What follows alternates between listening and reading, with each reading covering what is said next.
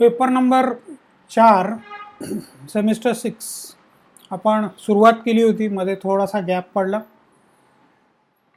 Paper number 4 आहे international relations आणि semester 6ला आपल्याला त्याच्यातला India in world politics, Bharat आणि जागतिक राजकारण किंवा जागतिक राजकारणामध्ये भारताचं असलेलं स्थान हे आपल्याला सेमिस्टर 6मध्ये पाहायचं आहे.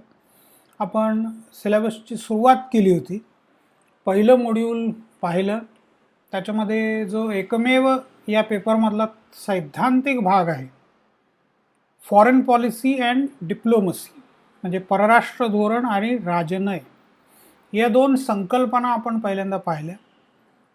परराष्ट्र धोरण म्हणजे काय, राजनय म्हणजे काय, परराष्ट्र धोरण कोण तयार करतं, ते कसं तयार केलं जातं, त्याच्यानंतर राजनय ही प्रक्रिया, त्याचा अर्थ काय, राजनैतिक अधिकारी कोणाला होता येतं, कसं होतात राजनैतिक अधिकारी, राजनैतिक अधिकाऱ्यांचं कार्य काय, वेगवेगळ्या प्रकारचा राजनय, अनेक प्रकारचे राजनय, ते पण सगळं आपण पाहिलं. त्याच्यानंतर भारताच्या परराष्ट्र धोरणाचे निर्धारक घटक हे आपण पहिल्या चॅप्टरमध्ये पाहिलं होतं. मग त्याच्यामध्ये नेतृत्वाचा आढावा सगळा आपण घेतला. भारताचे बहुतेक वेळेला पंतप्रधानच परराष्ट्र मंत्री होते. जवाहरलाल नेहरू असतील, इंदिरा गांधी असतील, राजीव गांधी किंवा इंदरकुमार गुजराल, नरसिंह राव, या सगळ्यांना परराष्ट्र धोरणामध्ये विशेष रस होता. त्यामुळे त्यांनी ते खातं स्वतःकडेच ठेवलेलं होतं. भारताचं परराष्ट्र धोरण, त्याची अगदी पाया रचणं त्याचा पंतप्रधान जवाहरलाल नेहरू त्यांनी स्वातंत्र्य आधीपासूनच त्याची सुरुवात केलेली होती. त्यानंतर आता तिथपासून, नेहरूंपासून ते आत्ता अगदी मोदींपर्यंत, मोदींनी पण त्याच्यामध्ये विशेष रस घेतलेला दिसतो. त्यांच्या पहिल्या कारकिर्दीमध्ये काही वेळेला मग त्यांच्यावर टीका पण झाली की ते बऱ्याच वेळेला परदेशातच असतात. पण तुम्ही मागचा इतिहास काढून पाहिला तर प्रत्येक पंतप्रधानालाच ते करावं लागतं. परराष्ट्र धोरण हा एकूणच सरकारच्या धोरणाचा महत्त्वाचा भाग असतो. आणि अलीकडच्या बदलत्या काळामध्ये, म्हणजे जेव्हा कोल्ड वॉर संपलेलं आहे, म्हणजे एक अमेरिका किंवा रशिया यांच्याशी संबंधितच असं राजकारण राहिलेलं नाही. राजकारण बहुध्रुवीय झालेलं आहे, गुंतागुंतीचं झालेलं आहे. अनेक प्रादेशिक महासत्ता उभ्या राहिलेल्या आहेत. चीनचा उदय झालेला दिसतो, इराण मोठं झालेलं दिसतं, इस्राईल मोठं झालेलं आहे, कॅनडा आपलं महत्त्व वाढवण्याचा प्रयत्न करत आहे, साऊथ आफ्रिका महत्त्व वाढवतं आहे, जपानचं महत्त्व वाढतं आहे, जर्मनी, फ्रान्स, ब्रिटन, जे ह्या तर पारंपरिक सत्ता होत्याच, नॉर्थ कोरिया आपलं महत्त्व वाढवण्याचा प्रयत्न करत आहे, ऑस्ट्रेलिया आणि न्यूझीलंडनी पण आपलं योगदान दिलेलं आहे. म्हणजे असं एक बहुध्रुवीय जग उभं राहिलेलं आहे आणि त्याच्यामध्ये आपल्याला ते चॅलेंज स्वीकारून बरंच काही करायचं आहे. हे सगळं आपण पहिल्या चॅप्टरमध्ये पाहिलं. आता दुसऱ्या चॅप्टरपासून आपल्याला, मी स्लाईडकडे येतो. दुसरा चॅप्टर आहे आपला भारत आणि महासत्ता. तर महासत्ता म्हणजे काय हे आपण स्वतंत्रपणे पाहणार, पण आपल्या सिलेबसमध्ये 3 महासत्तांचं मुख्यतः वर्णन केलेलं आहे: अमेरिका, रशिया आणि चीन. जगभरातल्या महासत्ता. जग म्हणजे काय आहे, आपण अगदी पहिल्या, म्हणजे 5व्या सेमिस्टरमध्ये पहिल्या चॅप्टरमध्ये हे पाहिलं होतं की एक असं कल्पना करा की एक वर्ग आहे आणि जिथे शिक्षकाचं किंवा कोणाचंच नियंत्रण नाही आणि मुलं आहेत. तर प्रत्येकजण आपल्या पद्धतीने वागतो आहे, प्रत्येकजण आपली जेवढी ताकद आहे तेवढा आपला प्रभाव जास्तीत जास्त टाकण्याचा प्रयत्न बाकीच्या वर्गावरती करतो. आणि जे ताकदवान आहेत ते प्रभाव टाकू शकतात, जे ताकदवान नाही आहेत ते प्रभाव दुसऱ्याचा स्वीकारतात. म्हणजे असं एक रिलेशनशिप त्या वर्गामध्ये आपोआप निर्माण होतं. त्याच्यावर अंतिम नियंत्रण असं कोणाचं नाही आहे. एक घटना म्हणा किंवा एक सरकार, न्यायालय, असं कोणतीच व्यवस्था नाही. म्हणजे थोडक्यात काय, तर कोणाचंही नियंत्रण नसलेली अशी, अंतिम नियंत्रण नसलेली अशी ही आंतरराष्ट्रीय व्यवस्था आहे. राष्ट्र आहेत, पण राष्ट्रांवरती जसं घटक राज्यांवरती एक केंद्रशासन असतं किंवा अगदी छोट्या छोट्या ग्रामपंचायती आहेत तर त्याच्यावरती जिल्हा पातळीवरती जिल्हा परिषद असते. सगळ्या जिल्हा परिषदांवरती मग महाराष्ट्र राज्य सरकार असते. महाराष्ट्र, कर्नाटक, आंध्र, केरळ ही राज्य आहेत, त्यांची सरकार आहेत, त्या सगळ्यांवरती केंद्र सरकार आहे. केंद्र सरकार कारभार योग्य पद्धतीने करतं की नाही कार्यकारी मंडळ ते पाहण्यासाठी न्यायमंडळ आणि संसद आहे. म्हणजे तिन्ही विभाग एकमेकांवर नियंत्रण ठेवतात आणि या सगळ्यांचा अंतिम सत्तेचं केंद्र कुठं आहे तर ते घटनेमध्ये आहे.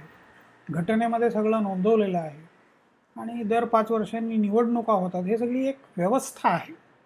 तर अशी कोणतीही व्यवस्था आंतरराष्ट्रीय पातळीवरती नाही आहे.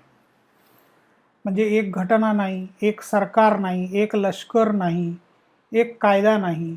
मग प्रत्येकाचा स्वतःच्या मताप्रमाणे जग चालवण्याचा आग्रह असतो आणि त्याच्यामध्ये जे यशस्वी होतात त्याला महासत्ता असं म्हणतात.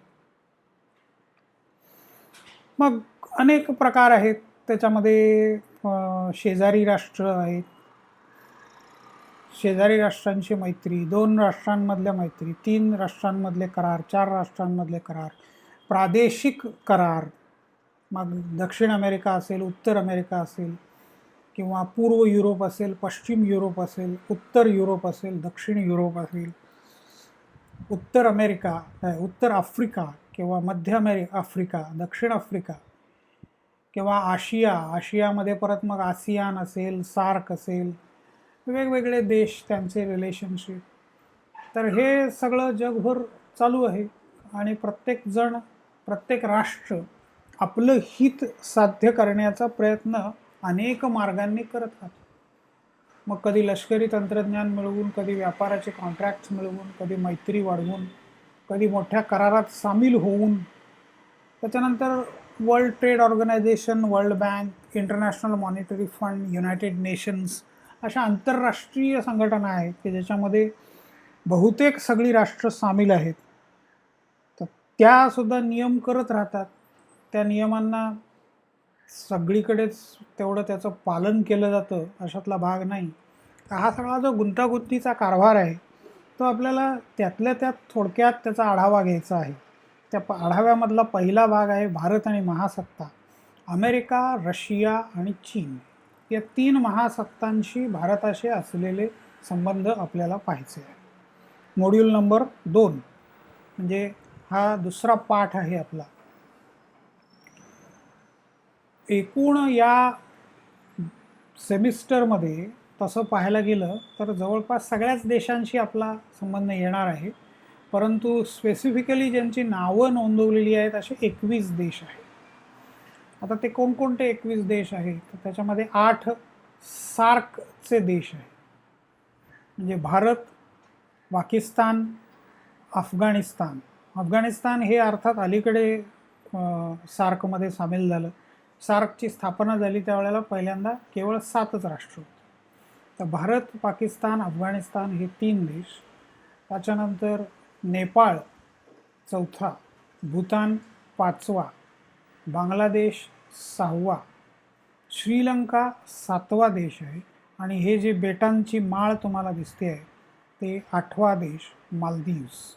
इथे 8ही देशांची मला वाटतं याचप्रमाणे नावं साधारणपणे दिलेली आहेत. तर अफगाणिस्तान, पाकिस्तान, भारत, नेपाळ, भूतान, बांगलादेश, श्रीलंका आणि मालदीव्स हे आता छोट्या बेटांचं राष्ट्र आहे आणि अशीच जगभर छोटी छोटी बेटं पसरलेली आहे आणि त्यांच्या अस्तित्वाचा धोका निर्माण झालेला आहे.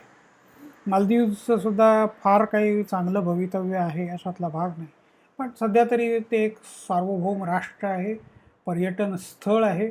भारतातून अनेक पर्यटक तिथे जात राहतात. त्याच्यातूनच त्यांचा या देशाचा उद्धार होत राहतो, त्या देशाला काही व्यवसाय मिळत राहतो. तर हे सार्कचे 8 देश.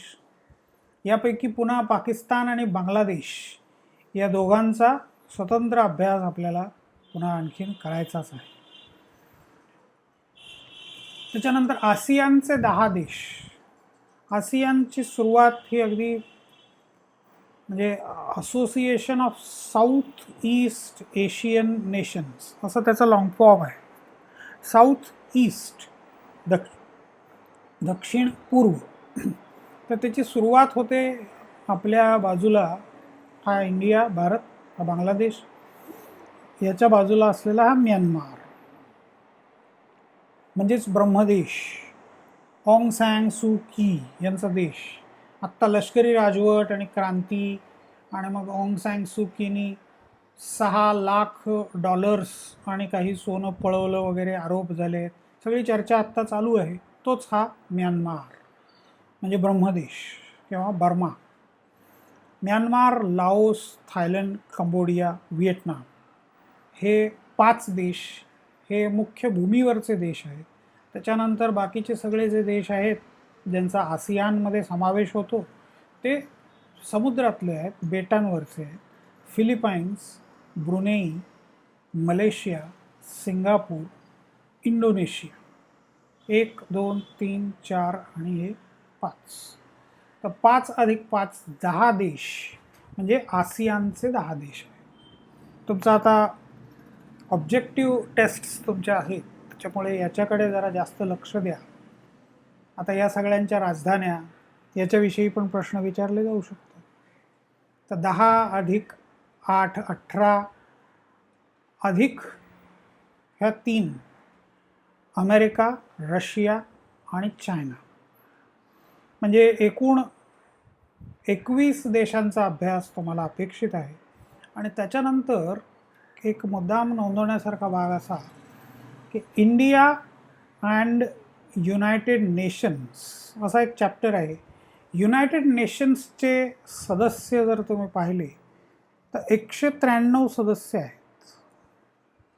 जगामध्ये साधारणपणे 200च्या आसपास सार्वभौम राष्ट्र आहेत. त्यापैकी 193 हे आता आज युनायटेड नेशन्सची सदस्य राष्ट्र आहे.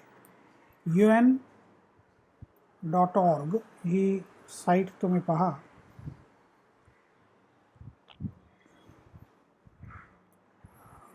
एक 2 3 4 5 आणि 6 म्हणजे Arabic, Chinese, English, French, Russian आणि स्पॅनिश या 6 भाषा या युनायटेड नेशन्सच्या ऑफिशियल भाषा आहेत.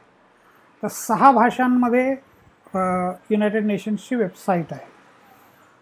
चायनीज जर होऊ शकते किंवा अरेबिक जर होऊ शकते तर हिंदी का नाही असा एक प्रश्न पडतो.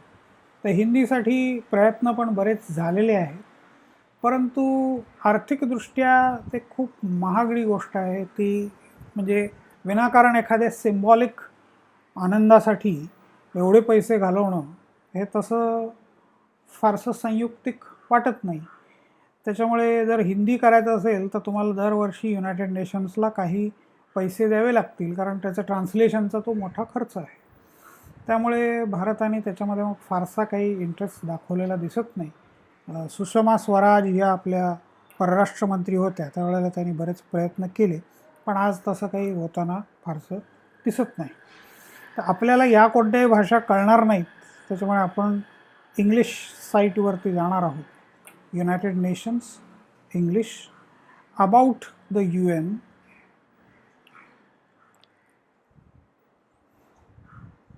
Member states. मेंबर स्टेट केव्हापासून म्हणजे 1946 पासूनचे मेंबरशिपचे डेट ऑफ ॲडमिशन अल्फाबेटिकली ही लिस्ट दिलेली आहे. प्रत्येक देश आणि त्याचा झेंडा इथे तुम्हाला दिसतो आहे.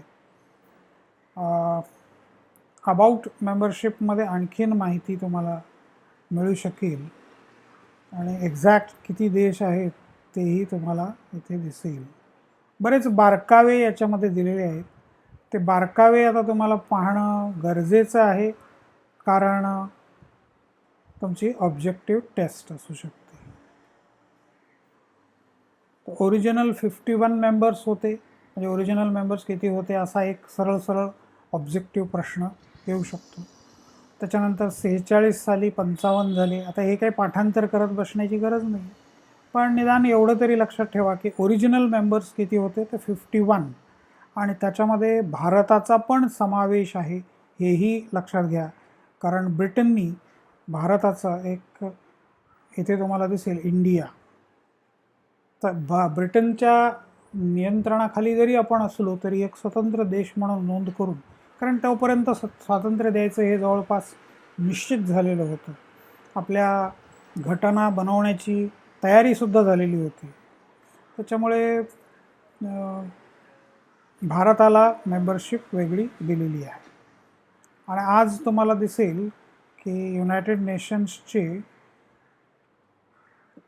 193 मेंबर्स. 2011मध्ये साऊथ सुदान हा शेवटचा देश त्याच्यामध्ये सामील झालेला दिसतो. तर ही सगळी माहिती लक्षात ठेवा, कारण याचा तुमच्या ऑब्जेक्टिव्ह टेस्टसाठी बराच उपयोग होणार आहे तुम्हाला. तर हे 193 देश म्हणजे युनायटेड नेशन्सचा अभ्यास करायचा म्हणजे थोडक्यात सगळ्या जगाशी संबंध तुमचा येतो. तर सगळ्या जगाचा थोडक्यात आढावा तुम्हाला असणं गरजेचं आहे. त्यामुळे इथे आपण 21 जरी म्हटलेलं असलं तरी प्रत्यक्षात जवळपास सगळेच असा एकूण त्याचा अर्थ होतो. सार्क आपण पाहिलं, आसियान आपण पाहिलं. आता महासत्ता 3 ज्या पाहायच्या आहेत त्याच्यामध्ये आहे अमेरिका, रशिया आणि चीन. अमेरिकेमध्ये आता इथे लिंक मी दिली आहे, ती लिंक ओपन करून आपण बघूया.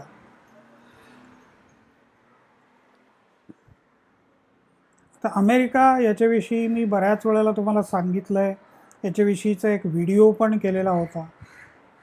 कॅनडा हा अलास्काचा भाग आहे.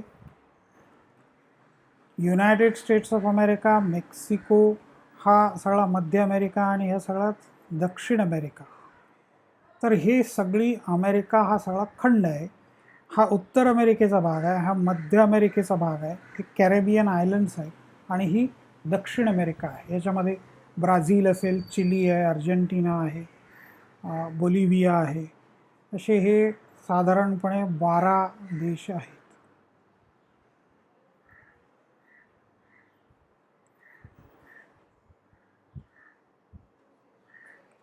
तर ही दक्षिण अमेरिका, मध्य अमेरिका, आणि त्याच्यामध्ये आपण आत्ता जे महासत्ता म्हणून जे पाहणार, ही लाल बॉर्डर तुम्हाला जे दिसते युनायटेड स्टेट्स ऑफ अमेरिका. आणि लाल बॉर्डर इथे पण आहे कारण अलास्का हा भाग रशियाकडून, हा रशिया आहे, विकत घेतलेला आहे अमेरिकेने. त्याचा इतिहास पण शोधून काढा, इंटरेस्टिंग आहे वाचण्यासाठी. तर 33 कोटीपेक्षा जास्त लोकसंख्या अमेरिकेची आहे. ते अमेरिकेचंच हे पॉप्युलेशन क्लॉक बघा. अमेरिकेच्या सेन्ससच्या साईटवरती तुम्हाला हे पॉप्युलेशन क्लॉक दिसेल. तर हे साधारणपणे 33 कोटी प्लस, आणि हे 7 अब्ज प्लस वर्ल्ड पॉप्युलेशन आहे. अमेरिका आणि United states. 1 birth every 9 seconds, 1 death every 11 seconds, 1 international migrant every 666 seconds, net gain of 1 person every 40 seconds. प्रत्येक 40 सेकंदानंतर एक माणूस अमेरिकेमध्ये वाढतो. म्हणजे लोकसंख्या एक माणसाने वाढत जाते. म्हणजे मग दिवसाला किती वगैरे तुम्ही कॅल्क्युलेट करू शकता. आणि ते कॅल्क्युलेट करण्यापेक्षा इथे पॉप्युलेशन क्लॉक बघू शकता. तर आत्ता सध्या राऊंड फिगरमध्ये बोलायचं झालं तर 33 कोटी एवढी अमेरिकेची लोकसंख्या आहे. 98,34,000 चौरस किलोमीटर एवढा त्याचा एरिया आहे. Countries of Americas, North America, Caribbean, Central America आणि साऊथ अमेरिका. मी तुम्हाला सगळ्याच गोष्टी आत्ता दाखवल्या मॅपवरती, आणि ही त्याची एक्स्ट्रा इन्फॉर्मेशन आहे. तर ही पण तुम्ही या पेजवरती पाहू शकता. हे प्रेझेंटेशन पण मी तुम्हाला लिंक याची देतो आहे. मग तसाच मोठा देश आहे जगातला तो म्हणजे रशिया.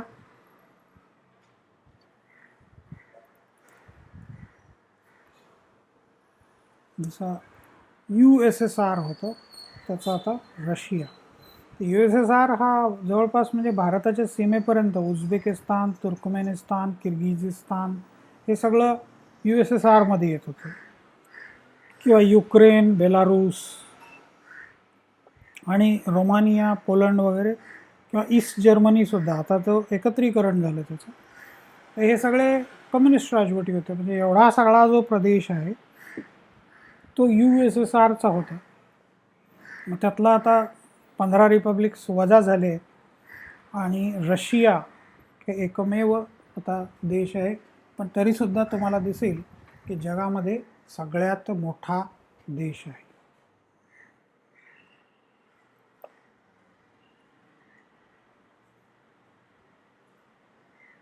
आकारमानाच्या दृष्टीने तुम्ही पहा, इथे स्पष्ट दिसतं की जगातला सगळ्यात मोठा देश रशिया.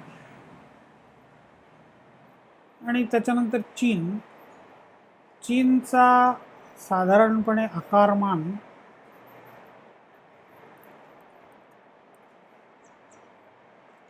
अमेरिकेच्या समसमान त्याचा आकारमान आहे. हा चायना. भारताच्या सीमेशी बरीचशी सीमा जोडलेली आहे. भूतान, नेपाळ, इकडे असा म्यानमार, लाओस, असा हा मोठा नॉर्थ कोरिया इथे आहे.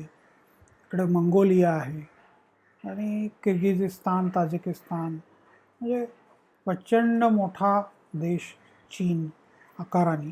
तसे 3 महासत्तांचा अभ्यास आपल्याला करायचा आहे. आता महासत्ता म्हणजे काय, तर अगदी वरवर पाहायचं म्हटलं तर आर्थिक, लष्करी आणि तंत्रज्ञानाची ताकद, प्रचंड आर्थिक ताकद हे महासत्तेचं पहिलं वैशिष्ट्य म्हणावं लागेल. तर प्रचंड आर्थिक ताकद तुम्ही जर मॅपवरून सहज थोडासा नजर फिरवली तर Mongolia, Kazakhstan, Uzbekistan, Kyrgyzstan, Turkmenistan, Afghanistan, Pakistan हे सगळे साधारणपणे गरीब गणले गेलेले देश आहे. आफ्रिका सगळी गरीब आहे. आफ्रिकेमध्ये एकमेव अपवाद आहे तर म्हणजे साऊथ आफ्रिकेचा. मादागास्कर, मोझाम्बिक बघा तुम्ही. केनिया त्यातल्या त्यात बऱ्यापैकी सुधारलेला देश आहे. सुदान, साऊथ सुदान, अजून तिथे धड अगदी शाळा आणि हॉस्पिटल्सची व्यवस्था पण नाही आहे. संघर्ष चालू आहेत या सगळ्या भागांमध्ये. वेस्टर्न सहारा असेल, मॉरिटानिया असेल, मोरोक्को असेल, अल्जेरिया, लिबिया, ट्युनिशिया, इजिप्त त्यातल्या त्यात बऱ्यापैकी सुधारणा झालेलं राष्ट्र आहे. पण एकूणच आफ्रिका खंड गरीब असलेलं तुम्हाला दिसेल. ऑस्ट्रेलिया, न्यूझीलंड हे श्रीमंत राष्ट्र आहे. इंडोनेशिया बऱ्यापैकी सुधारलेलं, मलेशिया असेल, आणि मलेशियाच्या बाजूला छोटंसं सिंगापूर ही श्रीमंत राष्ट्र आहेत. बट फिलिपाईन्स साधारणपणे आपल्यासारखाच दर्जा असलेलं. पुन्हा व्हिएटनाम, थायलंड, म्यानमार आपल्यापेक्षाही वाईट अवस्था आहे. अफगाणिस्तानचं तुम्ही पाहिलं असेल तर खूप दारिद्र्य मोठं. रशियाची अवस्था आपल्यापेक्षा चांगली आहे, पण अमेरिकेचं जे वैभव आहे किंवा युरोपियन युनियनचं जे वैभव आहे तेवढ्यापर्यंत ते अजून पोचलेले नाही आहे. युरोपमध्ये सुद्धा तुम्हाला पाहता येईल की हे इंग्लंड आहे. आयर्लंड त्या मानाने तसं मागं असलेलं आहे इंग्लंडच्या तुलनेत. नॉर्वे, स्वीडन, फिनलंड श्रीमंत देश आहेत. मग पोलंड, बेलारूस, युक्रेन हे सगळे पुन्हा तसे तुलनेने गरीब देश आहेत. इटली श्रीमंत आहे, पण त्याच्या तुलनेत ग्रीस पुन्हा दरिद्री आहे. तुर्कस्तान स्वतंत्र होताना दिसतोय. तुर्कस्तान स्वतंत्र म्हणजे स्वतंत्रपणे विकसित होताना दिसतोय, ताकद वाढताना दिसते. पुन्हा इथे तुम्हाला दिसेल की सिरिया, इराक हे सगळे युद्धग्रस्त, संघर्षाने गांजलेले प्रदेश आहेत. आणि मग पुन्हा सौदी अरेबिया, ओमान हे श्रीमंत देश आहेत. इथेच तुम्हाला छोटासा UAE पण दिसेल, युनायटेड अरब एमिरेट्स. तर हे सगळे जॉर्डन असेल किंवा इस्राईल बऱ्यापैकी श्रीमंत असे देश आहे. तर यापैकी महासत्ता रशिया, चीन आणि अमेरिका. आता त्याच्यामध्ये हे तीन गुण दिसतील: आर्थिक, लष्करी आणि तंत्रज्ञानाची ताकद. लोकसंख्या, त्याचा शैक्षणिक दर्जा आणि त्यांच्याकडे असलेली कौशल्य ही पण मोठ्या प्रमाणावरती तुम्हाला इथे दिसतील. महासत्ता होण्यासाठी सगळ्यात मोठी गोष्ट कोणती लागते तर ती जग जिंकण्याची महत्वाकांक्षा. कॅनडा सुद्धा आर्थिकदृष्ट्या समृद्ध आहे, तंत्रज्ञान तांत्रिकदृष्ट्या अतिशय समृद्ध आहे, लोकसंख्या सगळी म्हणजे शिक्षणाचा दर्जा त्यांचा चांगला आहे, त्यांच्याकडे कौशल्य आहेत, मायग्रंट्स जे येतात ते सुद्धा ते निवडून घेतात आणि मग ते एक उत्तम दर्जाचा जगातलं क्रीम जे सगळं आहे ते सगळं अमेरिका किंवा कॅनडामध्ये तुम्हाला आता जाताना दिसतं आहे. तरी पण कॅनडाला तुम्ही महासत्ता म्हणत नाही, कारण कॅनडाकडे जग जिंकण्याची महत्त्वाकांक्षा नाही आहे. जगाच्या राजकारणावर नियंत्रण मिळवण्याची कोणतीही इच्छा कॅनडाकडे नाही. त्याच्यामुळे कॅनडाला तुम्ही महासत्ता नाही म्हणा. तर महासत्ता म्हणजे काय हे तुमच्या आता लक्षात आलं असेल. तर ही साधारणपणे जगातले मोठ्या लोकसंख्येचे देश, साधारणपणे मोठी मोठी राष्ट्र तुम्हाला लगेच लक्षात येतील. कॅनडा आहे, America, Mexico, Brazil, Chile, Argentina, हे बोलिव्हिया वगैरे, व्हेनेझुएला वगैरे. हा रशिया, भारत, चीन, ऑस्ट्रेलिया. साधारणपणे लक्षात यावं म्हणून वर्ल्ड मॅप पुन्हा पुन्हा मी तुम्हाला दाखवतो आहे.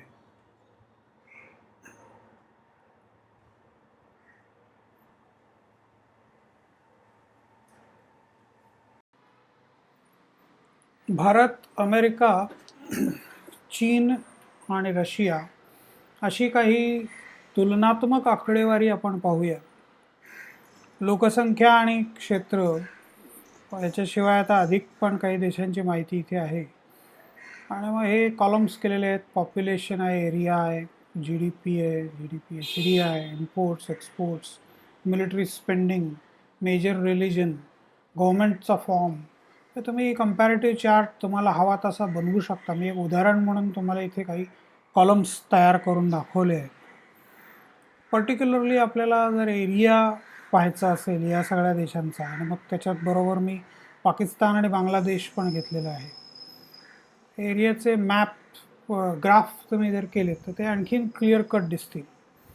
आता देश आणि लोकसंख्या, अर्थातच चीनचा नंबर पहिला, भारताचा दुसरा, त्याच्यानंतर तिसरा क्रमांकावर आहे अमेरिका, आणि मग कंपॅरेटिव्हली बाकीचे देश. आता चौथ्या क्रमांकावर जगामध्ये पाकिस्तान नाही आहे, परंतु आपल्याला जे पाहिजे आहेत तेवढ्या देशांचे कंपॅरिझनमध्ये चौथ्या क्रमांकावरती पाकिस्तान, पाचव्यावरती बांगलादेश. बांगलादेश हा अतिशय घनदाट लोकसंख्या असलेला प्रदेश आहे. आणि त्याच्यानंतर हा रशियाचा भाग. तर रशियामध्ये 14 कोटी इतकीच लोकसंख्या आहे. कॅनडामध्ये जर तुम्ही ते पाहिलं तर आणखीन कमी आहे, 3-3.5 कोटी इतकीच लोकसंख्या आहे. एरियाच्या दृष्टिकोनातून पाहिलं तर रशियाचा नंबर पहिला लागतो, त्याच्या खालोखाल अमेरिका, त्याच्या खालोखाल चायना, आणि मग नंतर भारत, पाकिस्तान आणि बांगलादेश.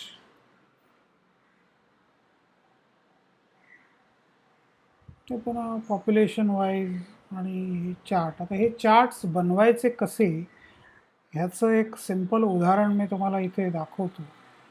तुम्ही इथे एक शीट ॲड केलीत. इथे तुम्हाला समजा जी डी पी ट्रिलियन डॉलर्समध्ये, इथे कंट्री आणि G D P trillion dollars. आपल्याला समजण्यासाठी सोपं उदाहरण आपण बघतोय.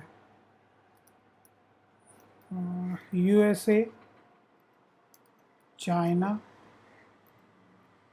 इंडिया आणि रशिया.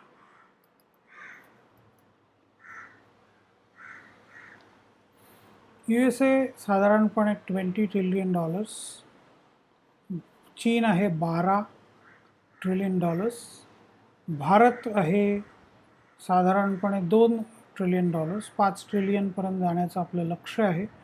पण आजच्या घडीला लक्षात घ्या की चायना 12 आहे आणि अमेरिका 20 आहे. 1.7 हे रशिया.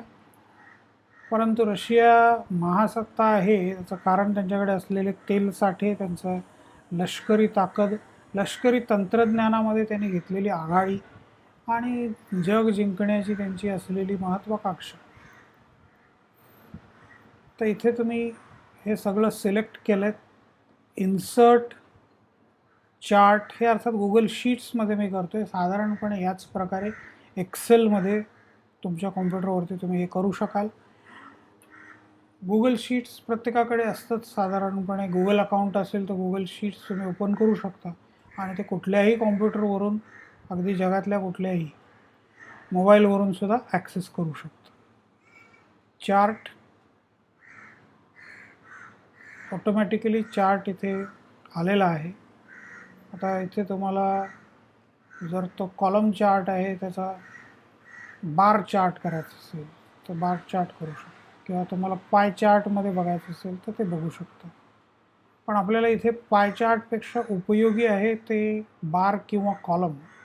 आणि मग बार चार्ट याच्यामध्ये तुम्हाला समजा मोठं पाहायचं असेल आणखी तर मूव टू ओन शीट.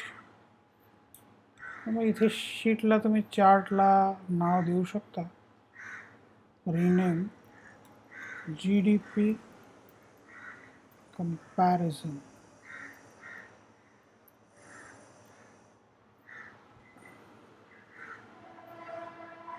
इथे हे तुम्ही एडिट पण करू शकता.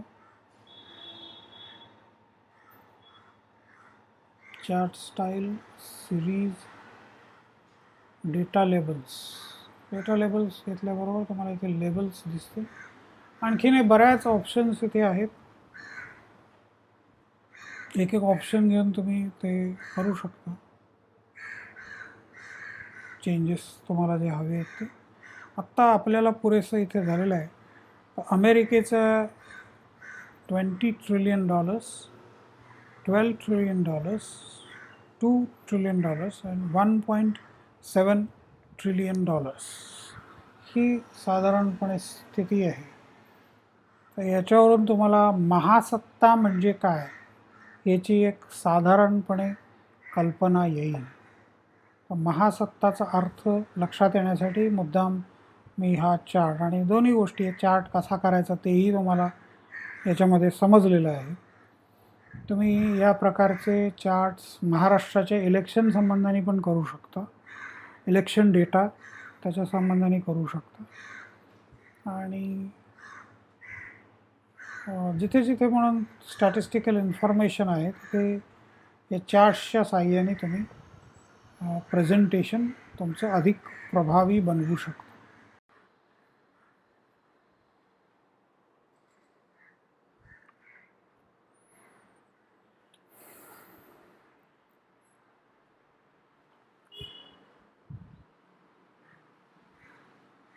अमेरिका $20 ट्रिलियन आसपास, चीन साधारणपणे $12 ट्रिलियन आणि भारत $2 ट्रिलियन पेक्षा थोडा अधिक. या आकड्यांवरून आर्थिक ताकदीचं चित्र स्पष्ट होतं. भारताच्या बरोबर रशिया, पाकिस्तान आणि बांगलादेशचे आकडे पण पहा. आर्थिक ताकदीशिवाय अमेरिकेची लष्करी ताकद प्रचंड आहे. जगभर पसरलेल्या अमेरिकेच्या लष्कराच्या 11 विभागांचं वर्णन पहा.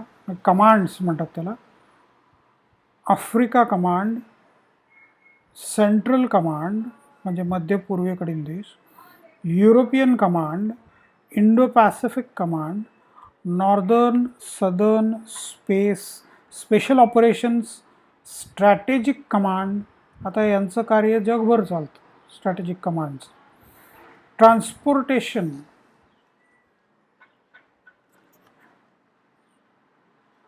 आणि सायबर असे 11 कमांड्स किंवा विभाग आहेत. अमेरिकेची गुप्तहेर संस्था CIA, सेंट्रल इंटेलिजन्स एजन्सी, आता ही जगप्रसिद्ध आहे आणि त्यांनी आजवर जगामध्ये अनेक सरकारं पाडल्याचा किंवा पुन्हा उभी केल्याचा त्यांच्यावरती आरोप होतो. रशियानी 2015मध्ये कॅस्पियन समुद्रामधील आपल्या युद्धनौकांवरून 1500 किलोमीटर अंतरावरून जवळपास क्षेपणास्त्र सोडून सिरियामधील लष्करी लक्ष उद्ध्वस्त केली आणि युद्धाची स्थितीच बदलून टाकली. म्हणजे सिरियन सरकार जे तिथे पिछेहाट त्यांची होत होती, त्यांची ताकद एकदम वाढली. रशियाने युक्रेनच्या ताब्यात असलेलं क्रायमिया हे बेट ताब्यात घेतलं. अर्थात तो जसा तिबेटचा आणि चीनचा वाद आहे तसाच आहे की काही काळ ते रशियाकडे होतं, काही काळ ते युक्रेनकडे होतं, काही काळ ते स्वतंत्र होतं बेट. तर क्रायमियामध्ये रशियन बोलणाऱ्यांची संख्या जास्त आहे.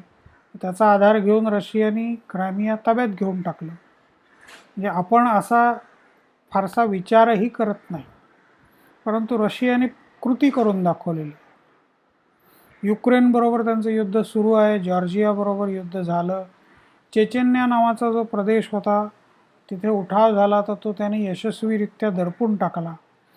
अमेरिकेचे राष्ट्राध्यक्ष ट्रम्प यांच्या निवडणुकीच्या दरम्यान रशियाने माहिती तंत्रज्ञानाच्या सहाय्याने निर्णायक हस्तक्षेप केला असा आरोप केला जातो. अमेरिकेतल्या बऱ्याच जणांना तो मान्य आहे, रशियाने अर्थात तो अमान्य केलेला आहे. परंतु असं म्हटलं जातं की रशियानी मॉस्कोमधूनच, म्हणजे इंटरनेटवरती तुम्हाला याच्याविषयी बरीच माहिती मिळेल, मॉस्कोमध्ये बरीच सेंटर्स चालवली आणि या सेंटर्समध्ये सगळे इंटरनेट आणि टेक्नॉलॉजिकल फॅसिलिटीज उभ्या करून दिल्या आणि त्याच्या सहाय्याने अमेरिकन लोकांचे अकाउंट्स, फेक अकाउंट्स काढली गेली आणि त्या अकाउंट्सवरून मग अनेक फ्रेंड लिस्ट्स तयार करण्यात आल्या. मग फ्रेंड लिस्टमध्ये शिरकाव मिळवला आणि मग एक एक फेक न्यूज ते ट्रम्प यांच्या बाजूनी आणि ट्रम्पचे विरोधक जे क्लिंटन बाई उभ्या होत्या त्यांच्या विरोधात, हिलरी क्लिंटन, त्यांच्या विरोधात त्यांनी न्यूज आयटम्स प्रसिद्ध करायला सुरुवात केली. हिलरी क्लिंटन यांची प्रचंड बदनामी झाली आणि लोकांचं मत ट्रम्प यांच्या बाजूनी वळलं आणि ट्रम्प निवडून आले किंवा मतदान ट्रम्प यांना झालं. म्हणजे हे उद्योग करण्याचं भारत म्हणा किंवा इतर कोणतंही छोटं राष्ट्र विचारही करू शकत नाही. तर महासत्ताचं हे वैशिष्ट्य आहे. चीन युरोपला जोडणारा महामार्ग आणि सागरी मार्ग उभा करतो आहे. म्हणजे चीनचा बेल्ट अँड रोड इनिशिएटिव्ह सगळं जग त्यांना जोडायचं आहे आणि त्या प्रकारे त्यांनी प्रयत्न पण सुरू केलेले आहे. चीनविषयी ज्या वेळेला आपण स्वतंत्रपणे अभ्यास करणार त्यावेळेला आणखीन विस्ताराने याच्याविषयी बघू. पण त्यांनी जगभर सगळं जग जोडून घ्यायला सुरुवात केलेली आहे.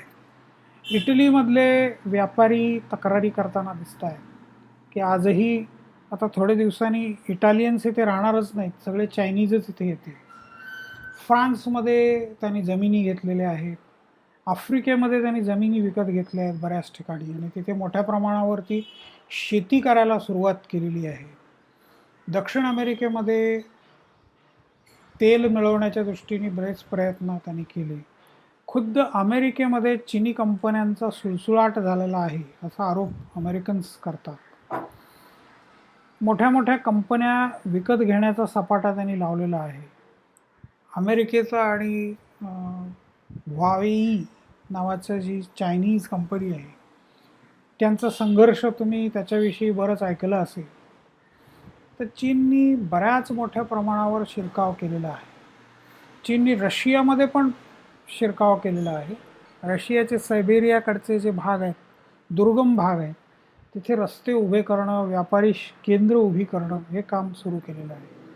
किर्गिझिस्तान, तुर्कमेनिस्तान, कझाकिस्तान हे तसे तुलनेने गरीब देश आहेत, चीनचे शेजारी.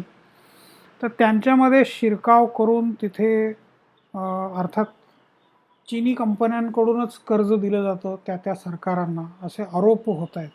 या प्रकारचे व्हिडिओ तुम्हाला यूट्यूबवरती बरेच पाहायला मिळतील. तर चीनी कंपन्यांनाच कॉन्ट्रॅक्ट मिळतं, चीनी बँकांकडून कर्ज घेतलं जातं आणि ते प्रदेश ताब्यात घेऊन ते विकसित करण्याचा सपाटा चीननी लावलेला आहे. म्यानमार असेल किंवा व्हिएटनाम असेल, श्रीलंकेचं एक बंदर चीनी लोकांनी जवळपास भाडेपट्टीचा करार असेल पण विकतच घेतल्यासारखं आहे. बऱ्याच गोष्टी चीननी चालवलेल्या दिसतात आणि भारताच्या शेजारी राष्ट्रांवरती संपूर्ण नियंत्रण मिळवणं आणि प्रभाव वाढवत नेणं म्हणजे स्ट्रिंग ऑफ पर्ल्स असं त्याला म्हणतात, मोत्यांच्या माळेचा फास. म्हणजे पाकिस्तानशी मैत्री वाढवली आहे, नेपाळशी मैत्री वाढवली आहे, बांगलादेशला बरीच मदत केलेली आहे, श्रीलंकेला बरीच मदत केलेली दिसते, मालदीव्जला मदत करण्याचं धोरण आहे त्यांचं, भूतानला प्रेशराईज करण्याचा प्रयत्न चीन करताना दिसतो आहे. तर अशा सगळ्या प्रकारे एकूण भारताच्या शेजारी राष्ट्रांच्या मध्ये शिरकाव करून घेरण्याचा प्रयत्न चीन करताना दिसतो आहे. म्हणजे एकाच वेळेला भारत, रशिया, अमेरिका आणि युरोपियन युनियन अशा सगळ्या मोठ्या राष्ट्रांशी संघर्ष चीनने सुरू केलेला दिसतो आहे.